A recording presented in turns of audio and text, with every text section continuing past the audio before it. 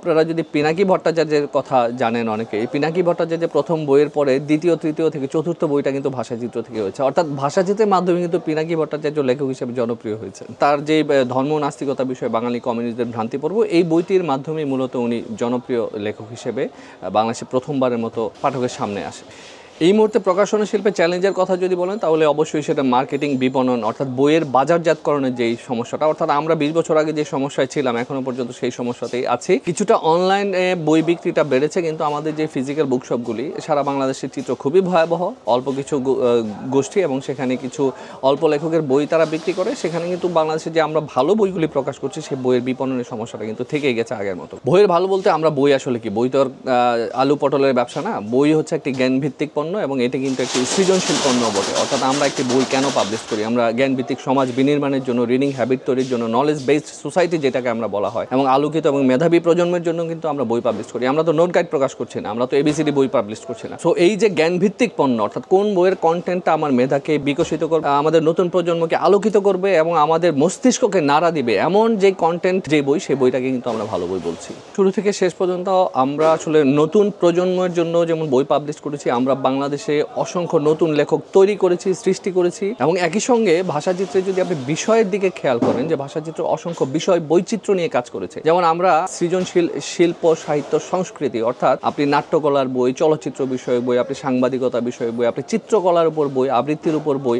এবং সঙ্গীত নিয়ে বই, এই যে বিচিত্র বিষয়গুলি এবং আমাদের সংস্কৃতির যেই টপিকগুলি, সেগুলির উপর কিন্তু আমাদের অজস্র কাজ আছে। আমরা আমাদের নতুন যে রিডার শ্রেণী তৈরি করার জন্য সারা বছর আন্দোলন করি এবং আমরা রিডিং সোসাইটি তৈরির জন্য আমরা অসংখ্য উদ্যোগ, আয়োজন সারা বছর করি। যেমন করোনাকালে আমরা একটি অনলাইনে, যখন আমাদের পুরো বুক ইন্ডাস্ট্রিটা স্থবির, আমরা অনলাইনে এমন একটি উদ্যোগ নিয়েছিলাম, যে উদ্যোগের ফলে অসংখ্য নতুন বাচ্চা আমাদের শিশু কিশোররা সহ অনেকেই কিন্তু বই আবৃত্তি করেছে। আমরা একটি আবৃত্তি প্রতিযোগিতা করেছিলাম, আমরা শত শত মানুষ এখানে অংশ নিয়েছে। কিছুদিন আগে, গত বছর, আমরা যেটি ক্রিয়েটিভ রাইটিং ওয়ার্কশপ করেছি, সেই ওয়ার্কশপটার মাধ্যমে বাংলাদেশ এবং ইন্ডিয়া থেকে আমরা যৌথভাবে 24 জন প্রশিক্ষককে নিয়ে একটি ওয়ার্কশপ করেছি এবং সেখানে আমরা প্রায় 200 জন প্রশিক্ষণার্থী পেয়েছি, যারা বাংলাদেশ, কলকাতা, পশ্চিমবঙ্গের বিভিন্ন জায়গা, আসাম থেকে, জলপাইগুড়ি থেকে, সৌদি আরব থেকে এবং জার্মানি থেকে পর্যন্ত আমাদের এই ওয়ার্কশপে অংশ নিয়েছে কিন্তু অনলাইনে ক্রিয়েটিভ রাইটিং ওয়ার্কশপ। এই ধরনের উদ্যোগ কিন্তু বাংলাদেশে অন্য কোনো প্রকাশনা প্রতিষ্ঠান আসলে করেনি। আমরা মনে করি একজন প্রকাশকের কাজ শুধু বই প্রকাশ করা না, একজন প্রকাশক রিডিং সোসাইটি তৈরি করেন, একজন প্রকাশক বই পড়ার যে একটা সংস্কৃতি চালু করেন, এবং এভাবেই কিন্তু আমাদের সমগ্র প্রকাশনা জগৎটা উজ্জীবিত হয়ে ওঠে। যে বাংলাদেশে পাঠক বান্ধব কিংবা লেখক বান্ধব প্রকাশকের যথেষ্ট সংকট রয়েছে। অর্থাৎ লেখকরা আসেন কিন্তু প্রকাশকরা তাদেরকে সেই রকম সময় দেন না। বলা হয়ে থাকে একজন প্রকাশক হচ্ছে একজন লেখকের অভিভাবক। তো বাংলাদেশে আমরা ভাষাচিত্র থেকে অসংখ্য লেখককে অভিভাবকের মতো গাইড দিয়ে আমরা কিন্তু তাদের লেখক তৈরিতে, তাদের কিন্তু লেখক হওয়ার সৃষ্টিতে আমরা কিন্তু বিশেষ ভূমিকা পালন করে থাকি, এবং এটা কিন্তু আমাদের এই জায়গায় নার্সিংয়ের যে ব্যাপারটা, আমরা কিন্তু সেই কাজটা নিয়মিত করে থাকি। এই মুহূর্তে আমাদের প্রকাশনায় সবচেয়ে বড় চ্যালেঞ্জ, এর আগেও বলেছি, সেটা হচ্ছে বইয়ের বিক্রি, বইয়ের বিপণন ব্যবস্থা এবং সরকারি যে পৃষ্ঠপোষকতা। দেখেন, স্বাধীনতার 54 বছর পেরিয়ে গেছে, বাংলাদেশে আমরা আন্তর্জাতিক বইমেলা করতে পারিনি। অর্থাৎ পৃথিবীর অন্যান্য দেশে প্রকাশনা নিয়ে কী হচ্ছে, অন্য দেশের লেখকরা কী ভাবছে, কী ধরনের বই পাবলিশ হচ্ছে, সেখানে কী ধরনের পাঠকরা কী ধরনের বই পড়ছে, বাংলাদেশে এই সংকটটি সবচেয়ে প্রকট।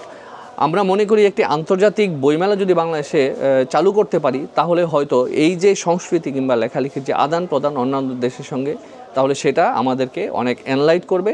একই সঙ্গে আমাদের যে বই বিক্রি, সেই বিক্রির জন্য আমাদের সরকারি কিছু পৃষ্ঠপোষকতার প্রয়োজন, এবং সারা বাংলাদেশে বই বিপণনের যে সমস্ত ফিজিক্যাল বুকশপ আছে, সেই বুকশপগুলিকে একটু আধুনিকায়ন করা, এবং একই সঙ্গে আমাদের বুকশপ আরও নতুন করে প্রতিষ্ঠা করার প্রয়োজনীয়তা আছে। লাইব্রেরি ডেভেলপমেন্ট করার প্রয়োজনীয়তা আছে। আমাদের দেশে যে সমস্ত লাইব্রেরি এবং পাঠাগার আছে, সেই সমস্ত লাইব্রেরি এবং পাঠাগারের যে কর্ম উদ্দীপনা, আমাদের যেই লাইব্রেরি এবং পাঠাগারের যে সমস্ত উদ্যোগ আছে, সেখানে লেখকদেরকে, প্রকাশকদেরকে, পাঠকদেরকে একসঙ্গে করে সেখানে যদি বই নিয়ে সারা বছর নানা রকম উদ্যোগ আয়োজন হয়ে থাকে, তাহলে কিন্তু আমাদের এই রিডিং সোসাইটিটা অনেক ঋদ্ধ হবে এবং আমাদের যে প্রকৃত উদ্দেশ্য, সেই উদ্দেশ্যটা আসলে সাকসেস হবে। মানুষ এখন, যদি আপনি বলেন যে মানুষ কেন বই পড়ে না, মানুষ আসলে হাতে ডিজিটাল ডিভাইস নিয়ে এতটাই ব্যস্ত, তারা আসলে বই পড়ার যে গুরুত্ব, বই পড়ার যে প্রয়োজনীয়তা, বই কেন আসলে মানুষ পড়ে, বই হচ্ছে আমাদের জ্ঞানকে ঋদ্ধ করার জন্য প্রয়োজনীয়, কিন্তু আমাদের সেই পাঠক বা মানুষ হয়তো জানে না এই যে ডিজিটাল যে ডিভাইস কিংবা আমাদের যে মিডিয়া, সোশ্যাল মিডিয়া কিংবা ইলেকট্রনিক মিডিয়া, এই সমস্ত মিডিয়া কিন্তু ইরেজ মিডিয়া, একসময় সেগুলি ইরেজ হয়ে যাবে, সব ভ্যানিশ হয়ে যাবে। কিন্তু বই হচ্ছে চিরকালের মিডিয়া।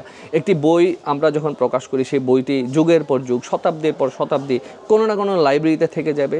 সেই লাইব্রেরি থেকে কিন্তু যুগের পর যুগ এবং শতাব্দীর পর শতাব্দী আমাদের নতুন প্রজন্ম, নতুন মানুষ, আগামী দিনের মানুষ কিন্তু এই বইয়ে আমরা কি বলে গিয়েছি কিংবা আমাদের আজ থেকে আরও শত শত বছর আগে আমাদের মনীষীরা, আমাদের যারা বিখ্যাত আছেন পৃথিবীতে, তারা তাদের কর্মে, তাদের চিন্তায় যা যা করে গিয়েছে সব কিন্তু এই বইয়ের মাধ্যমে কিন্তু সেগুলি ডকুমেন্টেড করা আছে। তাই আমরা মনে করি এখন একটা অস্থির সময় চলছে। এই অস্থির সময়ে বই পড়ার হার যদিও কিছুটা কমেছে, কিন্তু সেটি আবার বাড়বে।